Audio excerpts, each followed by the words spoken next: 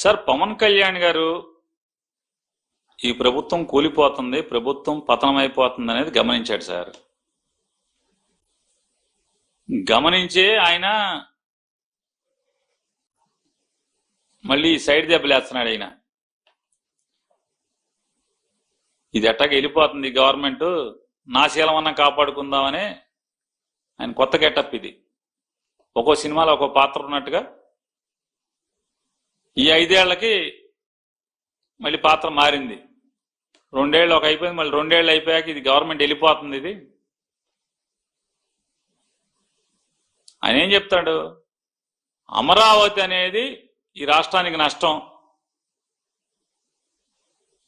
ఆయన గమనించాడు అమరావతి పేరుతో నారా చంద్రబాబు నాయుడు గారు మొత్తం దున్నేస్తున్నాడు, దోషేస్తున్నాడు అని చెప్పని ఆయన గమనించాడు పవన్ కళ్యాణ్ గారు.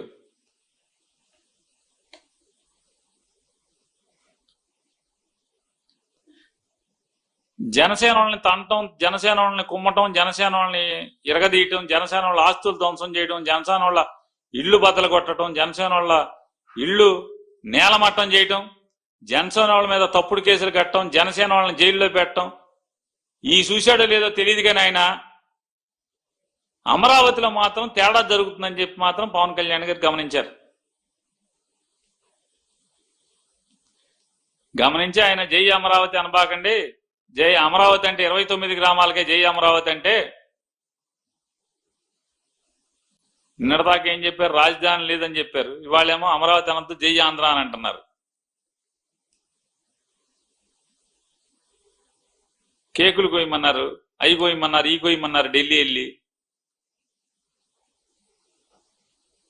సరే ఒకటే అండి, అది పవన్ కళ్యాణ్ అయినా ఎవరైనా నారా చంద్రబాబు నాయుడు అయినా ఆంధ్ర రాష్ట్రంలో ఉన్నటువంటి 5 కోట్ల జనం ఇది మాది అనుకున్న రోజు మాత్రమే ఏదైనా జై కొడతారు, దేనికనే జై కొడతారు. మాకు సంబంధం లేదు, ఇది మాది కాదు అనుకున్న రోజు నువ్వు జైల్లో పెట్టినా, తన్నినా, తప్పుడు కేసులు పెట్టినా ఎవడో కూడా జై కొట్టరు.